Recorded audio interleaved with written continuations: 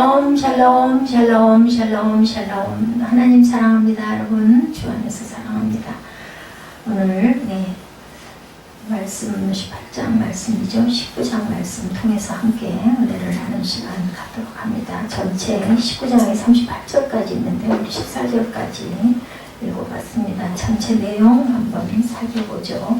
믿음의 조상 아브라함과의 대화를 마친 두 천사는 어떻게 했어요? 아브라함을 떠나서 누구의 소돔성 방문하죠. 그래서 롯을 찾아갑니다. 근데 롯은 금방 또 알아보고 자신의 집으로 청해드리는데 처음에는 안 가겠다고 얘기를 하죠. 천사들이 나중에 롯의 집으로 따라 들어가기는 합니다. 머물 때 소돔 거민들이 악한 행동을 자행하는 내용이 전체에 나와 있습니다. 그래서 하나님은 소돔 성을 멸망시킨과 동시에 롯의 가족들을 구원해냈어요. 롯이 그 천사들을 모셔드렸기에 정말 다행스럽다는 생각을 저는 항상 합니다. 소돔과 고모라의 죄악에 대해서 나타나죠. 하나님께서는 소돔과 고모라 성 사람들이 타락했고 원성이 하늘까지 미쳤지만 그래도 곧바로 심판을 실행하지는 않았다. 1절에 그 실상을 파악하시기 위해 발걸음을 소돔으로 옮기신 것이 1절의 내용이기도 합니다. 저녁 때 두 천사가 소돔에 이르니 마침 롯이 소돔 성문에 앉아있다가 그들을 보고 일어나 영접하고 땅에 엎드려 절하며 이르되 내 주여 돌이켜 종의 집으로 들어와 발을 씻고 주무시고 일찍 일어나 갈 길을 가소서. 그들이 이르되 아니라 우리가 거리에서 밤을 새우리라. 이렇게 일단은 거절을 하는 내용이 나오죠. 하나님은 소돔성을 이렇게 멸망시키려고 하는데 롯을 그래도 한번 살펴보려고 천사들을 보낸대요. 하나님의 사자가 성문에 나타나자 롯은 달려나가서 머리를 땅에 조아려 절하며 하나님의 사자를 맞이하는 내용이 2절이었죠. 그리고 롯은 하나님의 사자를 맞이하면서 자기 집에 와서 손님에게 그 나라에서는 발을 씻는 게 먼지가 많기 때문에 발을 씻고 편히 쉴 것을 요청합니다. 부르짖음을 확인하기 위한 창세기 18장 21절에도 보면 내가 이제 내려가 그 모든 행한 것이 과연 내게 들린 부르짖음과 같은지 그렇지 않은지 내가 보고 알려하노라. 이렇게 증거합니다. 마음의 생각은 모든 계획입니다. 생각의 모든 계획. 야훼께서 사람의 죄악이 세상에 가득함과 그의 마음으로 생각하는 모든 계획이 항상 악하다는 것을 보시는 부분이 있죠. 악을 행하는 소돔 사람들도 역시 마찬가지죠. 4절에 롯의 거듭된 간청에 따라 하나님의 사자들은 롯의 가정에 머물기로 합니다. 하나님의 두 사자가 롯의 가정에서 잠자리에 들기도 전에 타락한 소돔성의 사람들은 그 집을 둘러싸고 그들을 끌어내라고 소리를 지르는 부분이 오늘 본문 5절이죠. 그들을 관계하겠다 아우성치는 모습 속에서 그 도시 사람들의 타락한 정도를 우리가 알 수가 있습니다. 소돔이라는 말 자체가 얘기해 주듯이 이 도시의 사람들은 누구나 할 것 없이 세욕으로 가득 차 있었다. 영접하는 자의 태도에 대해서 마가복음 9장 37절입니다. 누구든지 내 이름으로 이런 어린아이 하나를 영접하면 나를 영접하며 누구든지 나를 영접하며 나를 영접함이 아니요 나를 보내신 이를 영접합니다. 아버지를 영접하는 거라고 그러죠. 부끄러운 일을 행한다. 로마서 1장 17절에 그와 같이 남자들도 순리대로 여자 쓰기를 버리고 서로 향하여 음욕이 불릴 듯하며 남자가 남자와 더불어 부끄러운 일을 행하여 그들의 그릇됨이 상당한 부흥을 그들 자신이 받았다. 매우 악한 성 주민들에 대해서 창세기 13장 13절에 소돔 사람은 야훼 앞에 악하며 큰 죄인이라고 얘기합니다. 하나님의 역사가 6절부터 또 나타나죠. 세욕을 일으켜서 남자를 상대로 하여 관계를 하겠다는 소돔 사람들을 진정시키기 위해서 롯 같은 사람도 없어요. 저는 읽으면서 너무나 어떻게 이럴 수가 있을까. 내 장성한 딸이 있다고 딸을 내주겠다고 그러죠. 손님들은 그냥 두라고 얘기합니다. 롯의 중재에도 불구하고 음욕에 사로잡힌 소돔 사람들은 과격해지기 시작을 합니다. 롯이 손님들을 내려놓지 않자 문을 부숴서 억지로 그를 끌어내려고 달려들죠. 9절에 그때 하나님의 사자가 롯을 집 안으로 끌어들이면서 사악하고 오만 물선을 저주받은 백성들의 눈을 그만 멀게 하는 부분이 11절에 나타납니다. 심히 중한 죄악 상태에 빠져있죠. 이들은 창세기 15장 20절에 해족속과 부리족속과 루바족속 이런 족속들이 심은 죄악에 빠져있다. 범죄에 대한 경각심에 대해서 마가복음 9장 47절에 만일 내 눈이 너를 범죄하게 하거든 빼어버리라. 한 눈으로 하나님의 나라에 들어가는 것이 두 눈을 가지고 지옥에 가는 것보다 나으리라. 완전하고도 철저하게 멸하시죠. 신명기 19장 23절에 그 온 땅이 유황이 되며 소금이 되며 불이 타서 심지도 못하고 결실함도 없으며 거기에서 아무 풀도 나지 아니하니 옛적에 야훼께서 진노와 격분으로 멸하신 소돔과 고모라와 아드모와 스보임이 무너진 것 같음을 보고 물을 것이요 합니다. 소돔과 고모라를 이렇게 멸했어요. 롯의 가족의 구원과 소돔의 멸망이 12절부터 나타납니다. 롯에게 은혜를 베푸셨죠. 16절에 보면 하나님은 그의 사자들을 통해 이미 소돔과 고모라의 죄악성을 충분히 살피셨고 롯에게는 이것을 멸하리니 속히 떠나라 이렇게 예고를 합니다. 14절에 보면 우리 19장 14절 부분부터 볼까요? 롯이 나가서 그 딸들과 결혼할 사위들에게 말하여 이르기를 야훼께서 이 성을 멸하실 터니 너희는 일어나 이곳에서 떠나라 하되 그들 사위들은 어떻게 했어요? 농담으로 여겼더라. 언제도 그랬어요? 노아 방주 때도 그랬죠. 15절에 동틀 때 천사가 롯을 재촉하여 이르되 일어나 여기 있는 내 아내와 두 딸을 이끌어내라 이성의 죄악점이 함께 멸망할까 하느라. 그러나 롯이 지체하며 그 사람들이 롯의 손과 그 아내의 손과 두 딸의 손을 잡아 인도하여 성 밖에 두니 야훼께서 그에게 자비를 더하심이었더라. 하나님께서 그래도 아브라함으로 인하여서 또한 롯의 그날의 그 천사들을 보호하는 그 마음과 믿음을 보신 거예요. 보호해 주시려고 하죠. 우리는 공의로우신 하나님과 동시에 인자하시고 긍휼을 베푸심을 우리가 볼 수가 있다. 창세기 19장 11절에 오늘 본문이죠. 악의 무리로부터 보호하는 내용이죠. 문 밖의 무리를 대소를 막론하고 눈을 어둡게 하니 그들이 문을 찾느라고 헤매었더라. 인자의 광대하심에 대해서 민수기 14장 19절에 구하 없나니 주의 인자의 광대하심을 따라 이 백성의 죄악을 사하시되 애굽에서부터 지금까지 백성을 사하신 것 같이 사하시옵소서. 멸망 직전이죠. 29절에 30절에 나타납니다. 하나님이 그 지역의 성을 멸하실 때 곧 롯이 거주하는 성을 엎으실 때 하나님이 아브라함을 생각하사 롯을 그 엎으시는 중에서 내보내셨더라. 그러니 우리가 자녀들을 위해서 기도해야 되겠죠. 모압과 암몬족의 기원입니다. 창세기 19장 30절에 롯이 소알에 거주하기를 두려워하여 두 딸과 함께 소알에서 나와 산에 올라가 거주하되 그 두 딸과 함께 굴에 거주하였더니 여기서 또 죄악이 일어나죠. 소돔성의 심판에 대해서 23절에서 26절에 증거하고 있습니다. 롯과 그의 가족에게 은혜를 베푸신 하나님은 소돔과 고모라의 성들과 백성들을 멸하실 때 유황과 불을 비같이 내리셨다. 우리 24절 볼까요? 야훼께서 하늘 곧 야훼께로부터 유황과 불을 소돔과 고모라에 비같이 내리사 그 성들과 온 들과 성에 거주하는 모든 백성과 땅에 난 것을 다 엎어 멸하셨더라. 롯의 아내는 뒤를 돌아보았으므로 소금 기둥이 되었더라. 아브라함이 그 아침 일찍 일어나 야훼 앞에 서 있던 그곳에 이르러 소돔과 고모라 그 온 지역을 향하여 눈을 들어 온 기가마 연기가 치솟음을 보았더라. 하나님이 그 지역의 성을 멸하실 때 곧 롯이 거주하는 성을 엎으실 때 하나님의 아브라함을 생각하사 롯을 보시는 중에서 내보내셨더라. 이렇게 말씀하고 있습니다. 아브라함의 믿음과 아브라함의 그 사랑의 은혜로 인하여서 롯은 이렇게 구출을 받는 내용이 나타나죠. 어느 누구도 하나님의 심판 영역에서 벗어날 수 없다는 것을 보여주죠. 소돔과 고모라 백성은 하나님께 도전을 했어요. 영적으로 보면 추잡한 남색의 정욕에 사로잡혀서 노소를 물러나고 날뛰었고 부끄러워할 줄 또한 몰랐습니다. 폭력만 이 모든 것을 해결책이었고 경건함은 전혀 찾아볼 수가 없죠. 이렇게 죄악이 극도로 팽배한 소돔과 고모라 성을 유황불로 하나님은 철저하게 심판하는 내용입니다. 경각간에 무너지죠. 예레미야 애가 4장 6절입니다.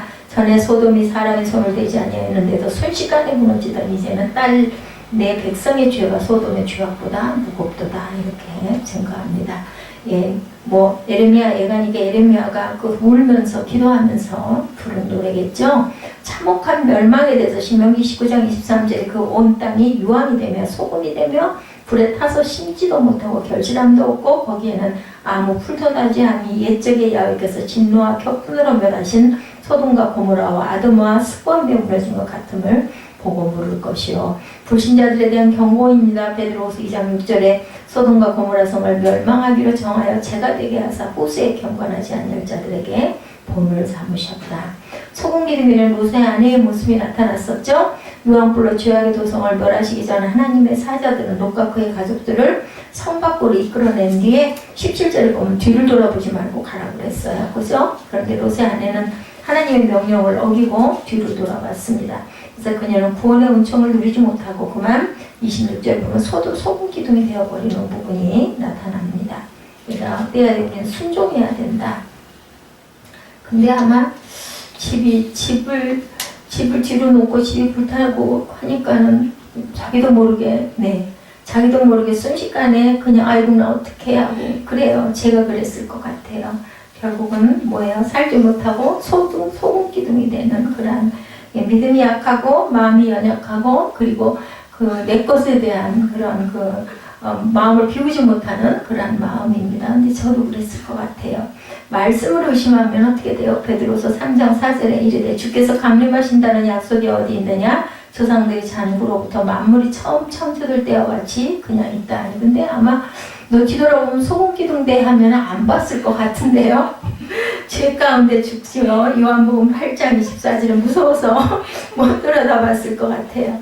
그러므로 내가 너에게 말하기를 너희가 너희 죄 가운데 죽으리라 하였노라. 너희가 만일 내가 그인 줄 믿지 아니하면 너희 죄 가운데서 죽으리라. 뭐예요? 믿어야 된다라는 말씀이죠. 안 믿으면 죄 가운데 죽을 수밖에 없다. 아마 두려움이 많기 때문에 마음이 약하기 때문에 절대로 그건 아마 지켰을 것 같아요. 롯 가문의 수치에 대해서 30절에서 38절에 증가합니다. 근심하는 두 딸에 대한 내용이 나타나죠.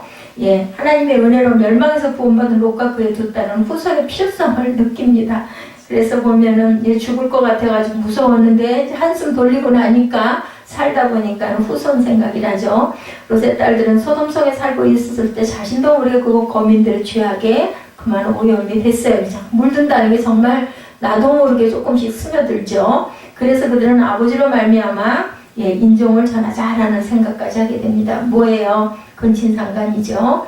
롯의 딸들이 진정으로 후사를 가지고 싶었다면 하나님께 간구하고 구했어야 되겠죠. 먼저 누구처럼? 한나처럼. 세상의 지혜에 대해서 고린도전서 3장 9절 19절에 세상 있는 하나님 세상 지혜는 하나님께 어리석은 것이니 기록된 바 하나님은 지혜 있는 자들로 하여금 자기 꾀에 빠지게 하시느니라. 그러니까 헛똑똑이라는 말이 그래서 생기는 겁니다. 그 생각할 때는 아주 그게 옳고 가장 현명하고 똑똑한 것 같지만 하나님의 보시기에는 한심하죠. 비윤리적인 행위입니다. 레위기 18장 6절에 각 사람은 자기의 살부치를 가까이 하여 그의 하체를 범하지 말라. 나는 여인이라. 근친상간에 대한 경각심을 말씀합니다. 아버지가 동침하는 두 딸의 모습이 34절과 5절에 나타나죠. 롯의 딸들은 자기들의 처지가 세상 도리를 쫓지 못하게 되었다 하여 아버지를 속이고 근친상간의 수치를 범합니다. 그들은 아버지에게 술을 먹여 자신들이 눕고 일어나는 것을 깨닫지 못하게 하여서 어떻게 그렇게 했는지 이해는 안 갔는데 어쨌든 성경에는 그렇게 나타나죠. 롯의 딸들의 처사는 소돔과 고모라를 멸망시킨 죄악 중에 하나였죠. 롯의 딸들을 통해 모압과 암몬 족속이 결국은 나와서 지금까지도 이스라엘과 전쟁이 끊이지를 않습니다. 우리 31절부터 30절부터 38절까지 쭉 내용 합독하고 말씀 증거하도록 하겠습니다. 롯이 소알에 거주하기를 두려워하여 두 딸과 함께 소알에서 나와 산에 올라가 거주하되 그 두 딸과 함께 굴에 거주하였더니 큰딸이 작은딸에게 이르되 우리 아버지는 늙으셨고 온 세상의 도리를 따라 우리의 배필될 사람이 이 땅에는 없으니 우리가 우리 아버지에게 술을 마시게 하고 동침하여 우리 아버지로 말미암아 후손을 이어가자 하고 그 밤에 그들의 아버지에게 술을 마시게 하고 큰딸이 들어가서 그 아버지와 동침하니라. 그러나 아버지는 그 딸이 눕고 일어나는 것을 깨달지 못하였더라. 이튿날 큰딸이 작은딸에게 이르되 어젯밤에는 내가 우리 아버지와 동침하였으니 오늘 밤에는 우리가 아버지에게 술을 마시게 하고 내가 들어가 동침하고 우리가 아버지로 말미암아 후손을 이어가자 하고 그 밤에도 그들이 아버지에게 술을 마시게 하고 작은딸이 일어나 아버지와 동침하니라. 그러나 아버지는 그 딸이 눕고 일어나는 것을 깨달지 못하였더라. 롯의 두 딸이 아버지로 말미암아 임신하고 큰딸은 아들을 낳아 이름을 모압이라 하였으니 오늘날 모압의 조상이요 작은 딸도 아들을 낳아 이름을 베남미라 하였으니 오늘날 암몬 자손의 조상이었더라. 어떻게 이랬을까요? 그죠? 이는 롯뿐만 아니라 그의 두 딸 역시 음란한 소돔과 고모라 땅에 살면서 그들의 불법한 행실을 날마다 보고 들으므로 의로운 심령이 물들었다는 것을 나타냅니다. 베드로서 2장 7, 8절에 무법한 자들의 음란한 행실로 말미암아 고통당하는 의로운 롯을 건지셨으니 라고 얘기하죠. 이는 이 의인이 그들 중에 거하여 날마다 불법한 행실을 보고 들으므로 그 의로운 심령이 상함이라. 이렇게 증거되어 있습니다. 하나님은 법도와 규례를 거역하는 거죠. 레위기 10장 20절에 너희는 나의 모든 규례와 법도를 지켜 행하라. 그리하여 내가 너희를 인도하여 거주하게 하는 땅이 너희를 토하지 아니하리라. 속임은 하나님을 만으리 여기는 것이다. 갈라디아서 6장 7절에 스스로 속이지 말라. 하나님은 업신여김을 받지 아니하시나니 사람이 무엇으로 심든지 그대로 거두리라. 창세기 19장 오늘 말씀 전체를 통해서 우리는 하나님을 섬기는 일이 얼마나 중요한가를 알 수가 있겠죠. 믿음의 조상 아브라함과는 비교할 수도 없는 롯의 신앙이지만 하나님은 그의 믿음을 보시고 그의 가족을 구원해 주십니다. 소돔 성이 멸망하는 엄청난 재앙 속에서도 의인을 생각하시는 하나님을 보고 우리는 끝까지 주 안에서 믿음을 지키며 살아가야 되겠다라는 것을 깨달아 알게 되죠. 소돔 하면 동성애가 연상되기에 동성애 문제 교회사적 고찰이라는 글에서 일부 인용을 한번 해보도록 하겠습니다.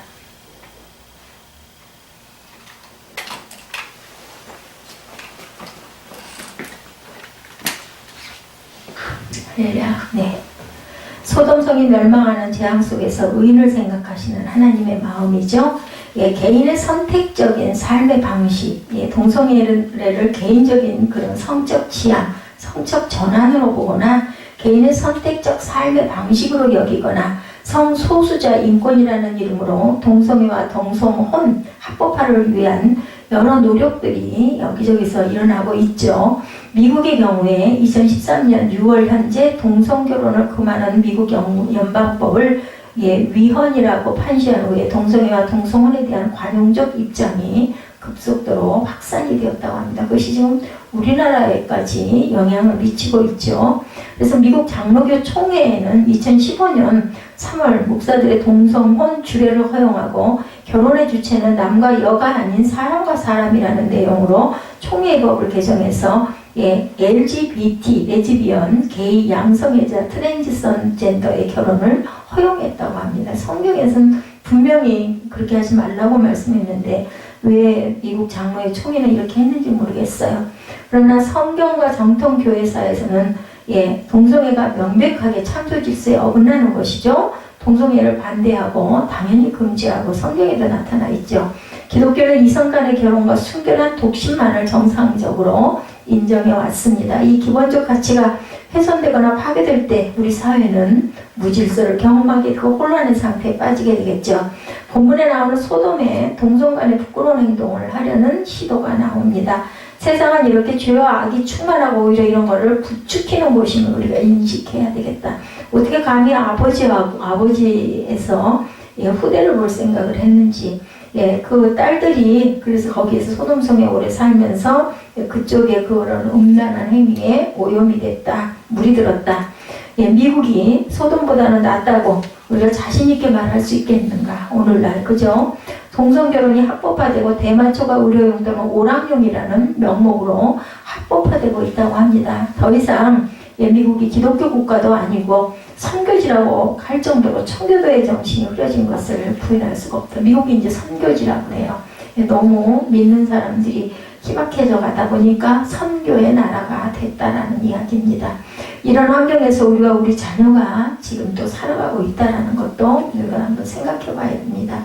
우리 안에 세상이 악으로 오염된 부분은 과연 무엇인지, 세상 것을 경계하고 영적으로 긴장하며 살아가는 것이 아니라 세상 것을 적당히 허용하고, 요즘 다 그래, 이런 얘기 많이 하죠. 요즘 애들 다 그러는데 뭐 어떻게 한들 뭐 소용이 있나, 그냥 이렇게 얘기하는 거 정말 잘못된 겁니다.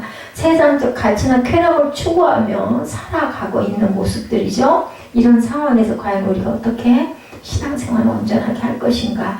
14장 이후에 사라졌던 롯이 잠깐 나타나죠. 아브라함이나 롯이 같은 시기에 가나안으로 같이 이민을 왔어요. 지금으로 보면 이민이죠. 그러나 24년이라는 세월이 흐르는 동안 그들의 삶에 변화가 일어납니다. 아브라함은 하나님의 말씀을 쫓아 이민을 왔고, 이민 초기에 기근을 피해서 애굽으로 피신한 적이 있지만 그 이후로는 약속의 땅인 가나안을 떠나지 않고 계속해서 하나님과 교제하면서 믿음의 조상으로서 착실한 삶의 훈련을 쌓았습니다. 그 결과 그는 하나님께서 당신의 계획을 이야기하실 정도로 다 아브라함에게 말씀하실 정도로 하나님과 친근한 사이가 되었고 다른 사람의 영혼의 구원에도 깊은 관심을 가질 만큼 중보도 하고 있었어요. 롯은 그런데 삼촌이 이민을 가니 그저 삼촌을 따라갔었어요. 처음에 삼촌을 통해서 하나님을 알았지만 그 하나님과 직접 만나는 체험을 하지 못하고 신앙의 진보가 없었어요. 그러다가 롯은 물이 넉넉하고 야외 동산처럼 풍요로운 애국 땅과 같은 소돔과 고모라를 선택하죠. 그래서 아브라함의 곁을 떠납니다. 그돌라 오멜의 연합군에 의해서 소돔을 비롯한 요단 평지에 사는 동맹군이 패했을 때 롯과 그의 가족은 포로로 끌려가고 그의 자산은 약탈을 당하는 사건이 일어나죠. 그러나 생명을 무릅쓰고 쫓아간 아브라함이 그 연합군을 격파함으로 롯은 잃었던 모든 것을 찾게 됩니다. 그렇지만 롯은 소돔을 떠나지 않았어요. 그 이후에도 롯이 처음에는 소돔과 고모라가 아브라함과 같이 살던 거친 산지와 달리 사람도 많이 살고 재미가 있고 세련된 도시였기 때문에 아주 그 매력을 느꼈을 거예요. 근데 여기서 한 가지 저는 아브라함이 왜 롯을 좀 더 신앙으로 이끌지 않았을까, 그 부분이 참 정말 안타깝다는 생각이 듭니다. 거기에 살면서 계속 행복할 줄 알았는데 살아가면 살아볼수록 고통이 옵니다. 이는 그 의인이 그들 중에 거하면 날마다 저 불법한 행실을 보고 들으므로 그 의로운 심령이 상했다. 아까 제가 말씀드렸죠. 베드로서 2장 8절 말씀입니다. 그렇다면 소돔을 떠나야 했지만 여러 가지 이유로 여기가 좋사오니 그냥 편리하고 좋습니다. 그냥 여기 있었으면 좋겠습니다. 고집을 부리고 있었던 거예요. 그러다가 소돔과 주변 성읍들이 하나님의 심판을 받게 되면서 롯도 위기에 빠지죠. 롯의 모습은 21세기를 사는 많은 현대인들이 가지는 고민의 모습을 그대로 대변하고 있습니다. 저와 여러분들도 혹시 이게 아닌데 하는 생각이 드는데도 여전히 그것을 답습하는 일도 가끔 있는 거 우리도 스스로가 압니다. 이거를 고쳐야 되는데 이렇게 하면 안 되는데 그런 마음들이 많이 오죠. 잘못된 줄 알면서도 여전히 그 길을 가든지 문제가 있는 것을 알면서도 여전히 얽힌 것들로 인해 설득, 용단을 내지 못하고 차의 비를 미루고 갈 때가 우리들도 많이 있습니다. 그런 사이에 시간을 흐르고 뭔가 마음에 고통은 자꾸 오고 그리고 그 인습을 버리지 못하고 끊지를 못하고 안 되는데 하면서 계속 빠져들어가거나 벗어나지를 못할 때가 얼마나 많은지 모릅니다. 진흙탕 속에서도 당신의 택한 자에게 사랑과 은혜를 베푸시는 하나님의 모습을 우리가 보면서 저와 여러분들은 하나님과의 관계를 회복하고 주님이 원하시는 길로 잘못됐을 때는 얼른 결단을 내릴 줄 알아야 되겠습니다. 천사들을 대접하는 롯의 모습이 신통하고 기특하다 저는 이 생각이 들어요. 1절에서 3절에 보면 두 천사가 날이 저물 무렵 소돔성에 도착하죠. 마므레 숲을 근처에서 아브라함에게 나타났던 그 두 천사들이었어요. 하나님 어디 계세요? 아브라함과 얘기하고 계실 때 그 천사들이 먼저 나오죠. 마침 성문에 앉아있던 롯이 그들을 봅니다. 왜 그 시간에 성문에 앉아있었는지, 날이 너무 어두워 시원한 바람을 쐬려고 성문 앞에 나왔을 수도 있고 아브라함의 기별을 받고 두 천사를 영접하러 나왔을 수도 혹시 그럴 수도 있겠어요. 멀지 않은 지역이니까. 고대 근동에서 성문은 사람들이 모이는 중심지 역할을 했다고 합니다. 거기에 모여 공동체 법적 문제도 논의하고 상거래도 하고 소문도 퍼뜨리고 성문 근처가 항상 그래서 붐볐다고 그래요. 롯이 소돔성의 유력한 자로 날마다 늦게까지 회의를 하고 있었을지도 모르겠죠. 아니면 소돔 사람들이 죄악을 인해서 고민하다가 아브라함을 생각하면서 성문에 나와 생각에 잠겨 있었을 수도 있을 거고 자세한 설명은 없어요. 성경에. 구체적인 이유를 우리가 알 수는 없지만 앉아있던 롯이 그들을 보자 자리에서 일어나 영접하고 땅에 엎드려서 절합니다. 구약에서 엎드려 절하는 것은 예배를 뜻하는 거예요. 아무리 나그네 대접을 잘한다 해도 남생 처음 보는 나그네에게 성문에서 엎드려 절하는 것은 좀 특별하죠. 아마 롯은 자기 앞에 두 사람들이 하나님이 보내신 어떤 존재라는 것을 느끼지 않았을까. 그죠? 그러지 않아도 소돔성 사람들이 죄악된 모습을 인하여서 고통을 받은 차에 두 천사를 보고 아마 롯은 반갑지 않았을까. 지금까지 성경에 롯이 하나님을 개인적으로 만났다는 내용의 그 말씀은 없습니다. 그러다가 롯은 천사들과 예상치 않은 만남을 인하여서 기뻐하죠. 롯은 아브라함과 같은 경배자의 모습을 똑같이 보입니다. 롯은 아브라함이 그랬던 것처럼 소돔을 찾아온 두 천사를 환대합니다. 내 주여 돌이켜 종의 집으로 들어와 발을 씻고 주무시고 일찍 일어나 갈 길을 가소서. 아브라함처럼 롯도 그들을 내 주라고 부르고 자신을 종이라고 칭하죠. 롯은 그날 밤 자기 집에서 묵으라고 그들을 초청합니다. 곧 어두워져서 여행할 수 없으니 자기 집에서 쉬고 다음날 일찍 일어나 계속 갈 길을 가십시오 라는 거죠. 이 말은 문제가 많은 소돔 사람들이 알아채기 전에 떠나라는 의미도 어쩌면 담겨 있었을 거예요. 그러나 천사들은 아브라함 때와 달리 롯의 요청을 거절하죠. 그들은 소돔과 고모라로 인한 부르짖음과 죄악성을 확인하기 위해서 그곳에 왔어요. 개역개정에는 거리에서로 번역되어 있는데 히브리 단어는 트인 장소, 광장이라는 의미를 갖고 있어요. 예. 그러나 소돔에서 밤에 그런 행동을 하는 것은 너무나 위험한 것을 알기에 롯은 그들을 강권해서 집으로 모셔드립니다. 예, 거리에서 예, 그런 일들이 일어났다는 것은 무슨 뜻? 예, 광장에서 밤을 세우는 것은 너무나 위험한 일이었다. 예, 그래서 롯은 아브라함의 잔치와는 달리 조촐하게 무교봉을 구워서 얼른 대접을 합니다. 여행에 지친 사람들에게 너무 늦게까지 음식을 만들으라고 예, 기다리게 해서는 안 되기 때문이었을 수도 있을 거예요. 식사 후에 롯은 그들을 위해서 더 잠자리를 준비하죠. 그러자 그냥 악한 소돔 사람들의 모습이 4절에서 11절에 나타납니다. 소돔성의 죄악을 그대로 보여주는 사건이 펼쳐지죠. 천사들이 딱 보는 앞에서 자리에 눕기도 전에 롯의 집으로 모여들기 시작을 하죠. 그들은 롯의 집을 에워싸고 두 천사를 내놓으라고 위협을 합니다. 노소를 막론하고를 직역하면 소년부터 노년까지 특히 남성만 언급하는 것은 어떤 일이 일어날지를 예고하는 내용이 나타나고 있죠. 예, 원근에서를 직역하면 모든 구역에서 끝에서 끝까지 거리를 상관하지 않고 모든 지역에서 들었다는 것을 얘기하고 있습니다. 그 성사람 곧 소돔 백성들이 노소를 막론하고 4절에 원근에서 모여 그 집을 에워쌌다. 모든 사람들이 그죠? 예, 뭐 그냥 온통 전체 그 집으로 몰려들었다는 겁니다. 소돔 백성이 모두 모였다는 것은 과장된 표현일 수도 있지만 단 2명의 방문객으로 인해서 온 섬에 소동을 벌일 정도로 소돔은 성적으로 엄청나게 그죠? 먹이가 하나 생겼다 이런 식으로 예, 그런 모습을 보입니다. 소돔 사람들이 롯에게 오늘 밤에 내게 온 사람들이 어디 있느냐고 물으면서 그들을 이끌어내라고 하죠. 그들을 상관하겠다. 무슨 뜻인지 알죠? 야다라는 뜻인데 히브리어로 야다는 알다, 뭐 하나님을 알다 할 때 야다라고 하지만 성적으로 깊은 관계를 갖는다라는 뜻도 있습니다. 동성 간의 성관계를 맺겠다는 거죠. 남자들이 남자들과 더불어 부끄러운 짓을 그것도 개인적이 아닌 모든 남자들이 모인 곳에서 공개적으로 하겠다라는 겁니다. 남색의 영어로 소돔인데 이 단어가 소돔에서 나왔다고 그래요. 소돔성의 성적 그 문란 때문입니다. 그러나 롯은 그들의 요구에 응하지는 않지요. 그것은 뒤로 문을 닫고라는 행동에 나타납니다. 롯이 문을 뒤로 닫죠.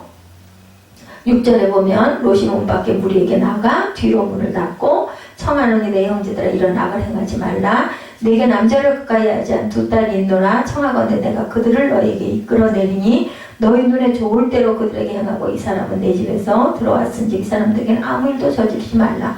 대단한 결단이고 대단한 호의인데 어떻게 딸을 내줄 수 있었을까? 정말로 천사로 안 건 아닐까 이런 생각이 듭니다. 동성의 행위는 악한 일이죠. 예, 동성 간의 성관계는 율법에 명시된 극악한 죄악 중에 하나입니다. 레위기 18장 22절이죠. 여자와 동침한 같이 남자와 동침하지 말라. 이는 가증한 일이니라. 이렇게 증거합니다. 흥분하여 달려드는 무리들을 진정시키기 위해서 롯은 그들에게 두 손님 대신 자기의 두 딸을 내어주겠다. 이렇게 제의를 하면서 너희 눈에 좋을 대로 해라. 네 마음대로 해라. 딸을 그냥 자식을 우리 같으면 감히 생각지도 못할 텐데 그때는 딸들이 그렇게 귀하지 않아서 그랬을까요? 롯이 자신의 딸들을 가리켜서 남자와 동침한 적이 없는 두 딸이라고 표현합니다. 이 말 역시 남자와 성적인 관계를 가지지 않았다는 뜻을 가지고 있죠.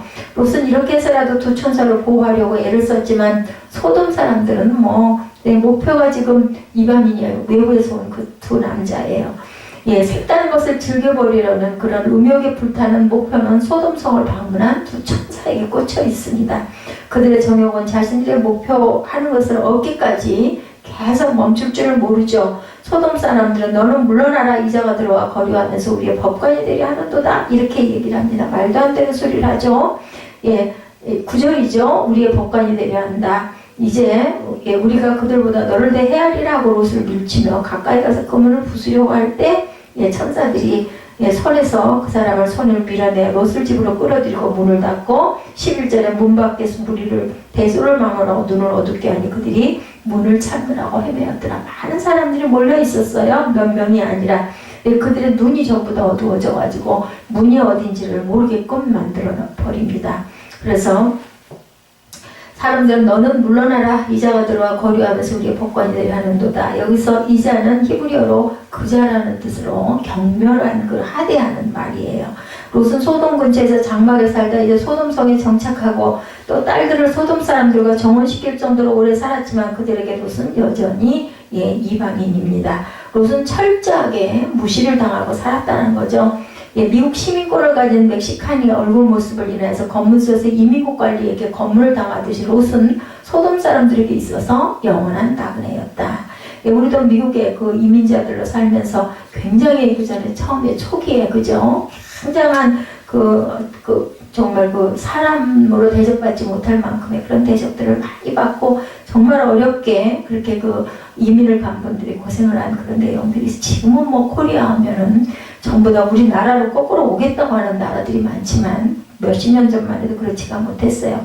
그러니까 롯도 아마 그랬을 것이라는 거예요. 영원한 그 나그네, 그 이민자, 이방인, 그죠? 이 세상에 살지만 이 세상에 속하지 않고 나그네 인생이지만 하나님을 의지할 때 외롭지 않은데 롯은 그렇지도 못했다. 롯을 강제로 밀치고 문을 부수려 가까이 들어가려고 하죠. 그래서 두 천사가 손을 씁니다. 여기서 닫았다라고 번역한 그 사가르는 닫다, 잠그다의 뜻으로 창세기 7장 16절에 노아의 가족과 동물들이 모두 방주에 들어간 뒤 하나님의 방주의 문을 닫으셨다라고 할 때 사용한 단어입니다. 두 경우 모두 하나님의 백성을 해치려는 세력으로부터 보호하기 위해서 하나님이 손을 쓰셨음을 보여주죠. 그러니까 사람이 어떻게 할 수 없는 상황 됐을 때는 하나님이 이렇게 간섭을 하십니다. 천사들이 그들의 눈을 어둡게 함으로 그들이 문을 찾지 못하죠. 천사들의 초자연적인 개입으로 인해서 롯과 가족이 보호를 받게 되고 결국 문제 해결의 길은 하나님으로부터 주어진다는 것을 상징하고 있습니다. 그런데 롯이 문제를 해결하기 위해서 딸들을 희생시키려던 것은 어리석은 선택이었죠. 오히려 하나님께 의탁하고 구원의 방법을 찾아야 했다는 거예요. 내 마음대로 어떤 일을 가장 현명한 것 같지만 사실은 그거는 어리석은 일이다. 소돔의 멸망을 알리는 천사들 12절에서 14절이죠. 천사들은 소돔성 사람들의 완악함을 밝게 알게 됩니다. 그걸 직접 경험을 했잖아요. 그죠? 이제 그 성을 향한 하나님의 진노는 멈출 수가 없어요. 하나님은 언제나 심판을 피할 길을 예비하시고 이를 알려줄 전도자도 항상 전달자도 보내죠. 이제 두 천사는 소돔의 죄악에 대한 부르짖음이 하나님께 상달되었기에 주께서 소돔을 멸하시려고 그들을 보내셨음을 롯에게 알려줍니다. 그리고 그의 사위들이나 자녀들, 가족들을 데리고 성 밖으로 나가라 이야기를 하죠. 하나님의 계획을 전해들은 롯의 마음은 얼마나 급했을까요? 그죠? 롯이 나갔다는 말은 딸들과 결혼할 사위들이 소돔 사람이고 그 지역에 살고 있다는 뜻을 갖고 있습니다. 부모하고 있질 않고 롯은 그 밤에 사위들을 찾아가 소돔성에 하나님의 심판이 있을 것을 말하면서 같이 피하자고 이야기를 합니다. 노아 왕직 때와 똑같죠. 하나님을 알지 못하는 그의 사위들이 그 말을 들을 리가 없죠. 이 늙은이가 노망이 났나? 농담으로 여겼다 그렇게 나오죠. 14절에 그랬던가요? 19장 14절에 보니까 롯이 그 딸들과 결혼한 사위들에게 말하여 이르되 여호와께서 이 성을 멸하실 터니 너희는 일어나 이곳에서 떠나라 하되 그 사위들은 농담으로 여겼더라. 한마디로 얘기해서 미쳤나봐. 이런 뜻인 거죠. 우리나라 그 말로 그냥 쉽게 표현을 한다라는 말은 롯이 나갔다는 말은 이렇게 해서 그 사위들을 찾아갔는데 결국은 말을 듣지 않죠. 난데없이 밤에 찾아와서 소돔성이 야훼께 의해서 멸망을 당할 것인 떠나라고 하면서 하나님의 심판의 말씀을 전할 때 그들이 그걸 들을 리가 믿음이 없으니 들을 리가 없죠. 농담한다의 히브리어는 메차하크 웃다라는 뜻과 차하크에서 나왔다고 그래요. 그래서 그 본문은 소망 가운데서 나타난 아브라함의 웃음과 심판 가운데 나타난 사위들의 웃음을 대비시키고 있습니다. 같은 비슷한 의미를 갖고 있죠. 그들은 스스로 죽음의 길을 택하죠. 소돔성은 죄악된 세계를 상징하고 있습니다. 주 예수를 믿으라 그리하면 너와 내 집이 구원을 얻으리라. 사도행전 유명한 말씀이죠. 16장 13절. 하나님은 우리만 구원하기를 원하지 않으세요. 예, 우리를 통해서 우리의 가족과 이웃들을 다 구원하기를. 근데 다만 그 말을 들어야지 그죠? 구원을 받겠죠. 선택은 본인의 몫입니다. 성도는 성 안에서 죄를 지으며 사랑하는 사람들을 성 밖으로 이끌어내는 역할을 감당을 해야 된다는 거죠. 우리들은 죄 짓고 사는 사람들. 소돔성의 교훈입니다. 노아 때 경건치 못한 자들은 홍수로 심판을 당하였는데 소돔과 고모라는 뭘로? 불로 심판을 당하죠. 하나님의 심판은 악을 징벌하시는데 그 목적이 있지만 후세에 교훈을 주려는 의도도 있다는 것을 잊지 말아야 됩니다. 이 말씀을 믿음이 있는 사람이라면 보면서 우리 자녀들을 정말 믿음 가운데 온전하게 자라게 해야 되겠다. 하나님의 말씀을 잘 듣고 성경 말씀이 이러하니 우리도 정말 그런 일이 일어나지 않도록 정말 철저히 조심해야 겠다 생각을 하는데 옛날 이야기, 역사 이야기, 그냥 흥미로운 이야기 정도로 봤다가는 아무 소용이 없죠. 우리가 그 교훈을 깨닫고 행하지 않는다면 소돔과 고모라와 동일한 운명을 맞을 수밖에 없다는 것. 반면에 하나님의 징계 속에서도 경건한 자들은 하나님으로부터 구원을 받습니다. 그래서 주 예수를 믿으라 그리하면 너와 너희 집이 구원을 받으리라고 하죠. 베드로후서 2장 7, 8절이죠. 모범한 자들의 음란한 행실로 말미암아 고통당하는 의로운 롯을 건지셨으니 이는 이 의인의 그들 중에 거하여 날마다 불법한 행실을 보고 들음으로 그 의로운 심령이 상합니다. 소돔과 고모라 사람들은 무법한 자로 불리고 그들의 행실은 음란하고 불법한 행실이다 이렇게 규정이 되어 있어요. 그들은 동성애를 서슴지 않았던 자들이고 목적한 것을 달성하기 위해서 폭력도 주저하지 않았죠. 그리고 베드로는 동일한 형용사, 베드로 후서니까 베드로가 썼겠죠. 디카이오스를 3번이나 반복함으로 롯의 의롭다고 하고 그의 행실 역시 의롭다고 이렇게 표현합니다. 창세기에 나오는 롯은 별로 믿음의 모습을 보여주지 않았어요. 그러나 베드로는 롯이 소돔에 사는 동안 그곳에 사는 주민들의 불법한 행실을 날마다 보고 들으면서도 그들에게 이끌리거나 동화되지 않았다. 그렇기 때문에 의롭다라고 표현을 했다라는 거죠. 오히려 그들의 악행을 보고 들을 때 고통스러워하며 심령이 상했다라고 나타나는 걸 봐서 믿음이 있었다라는 겁니다. 이것은 롯이 믿는 사람이라는 증거죠. 그래서 하나님은 의로운 롯을 소돔과 고모라가 멸망할 때 구원해 주셨다. 누구의 영향을 받은 거예요? 아브라함의 영향을 받은 거예요. 그래도 하나님은 성적, 물질적 타락을 결코 용납하지 않는데, 근데 롯에게는 이제 무력이 있었던 것 같아요. 그래서 그 소돔 땅이 너무나 기름지고 좋고 아름다우니까 나는 여기 있을 거야 하면서 그 욕심을 많이 부렸고, 아브라함은 그런 부분이 없었던 거예요. 하나님을 믿고 물질에 대한 것도 다 그냥 하나님께 드리고 상관이 없다라고 생각을 했고, 롯은 그렇지가 못했죠. 그 차이입니다. 하나님의 거룩한 성품에서 기인하죠. 성적 물질적 타락을 용납하지 않는 거 하나님은 타락한 천사들을 용서하지 않으셨고 노아 시대의 악인들을 용서하지 않으시고 심판하셨고, 소돔과 고모라의 그 타락한 그러한 그 아주 음란을 심판하십니다.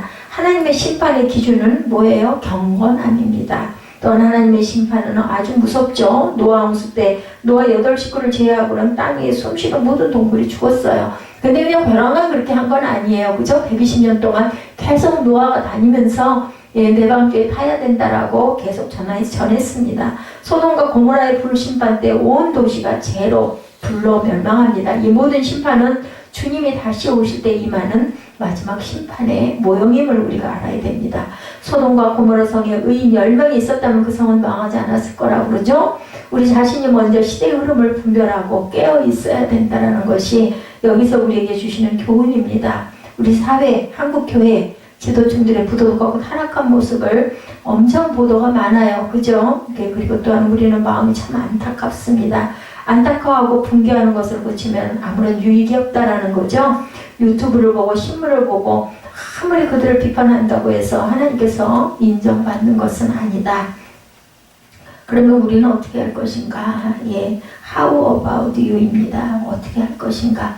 다른 사람들이 죄악을 탓하기 전에 먼저 우리 자신이 의로운 삶을 살고 있는지 예, 내가 거룩하니 너희도 거룩하라는 말씀대로 우리가 노력하고 최선을 다하고 있는지 돌아봐야 되겠죠. 불꽃 같은 눈으로 우리 중심을 보신 하나님의 시선을 의식하면서 우리가 우리 자신을 성찰해 봐야 합니다. 택하신 자들은 반드시 구원하신 하나님의 사랑을 기억하고 경건에 이르도록 우리가 힘써야 되겠죠.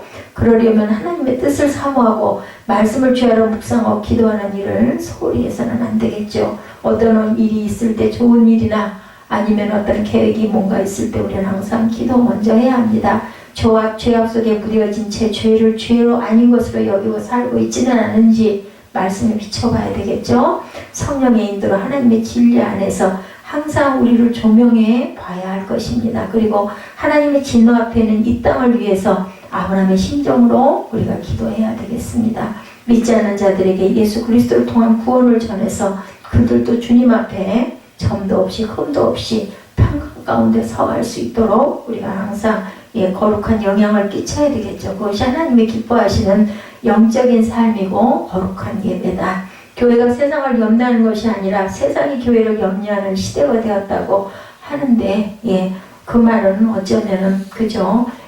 정말 그 아주 아픈 얘기는 하지만 세상은 교회를 염려하지 않습니다. 도리어 기다렸던 듯이 비판하고 조롱하죠. 세상을 회복시키려고 교회의 위기를 극복하게 하는 것은 세상이 아니라 경건한 자들, 우리의 몫이 되어야 됩니다. 우리의 구원의 날이 우리가 처음 믿을 때보다 점점 가까워져 갑니다. 예수님이 다시 오셔서 이 세상을 불러 심판하실 때가 가까웠더라는 거죠.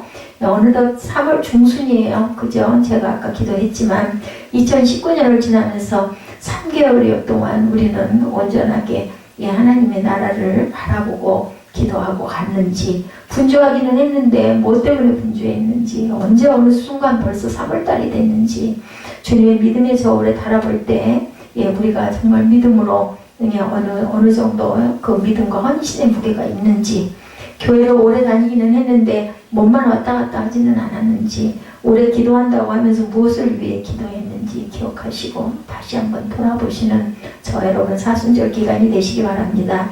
야훼 눈은 온 땅을 두루 관찰하사 전심으로 자기에게 향하는 자들을 위하여 능력을 베푸신다. 역대하 16장 9절 말씀입니다.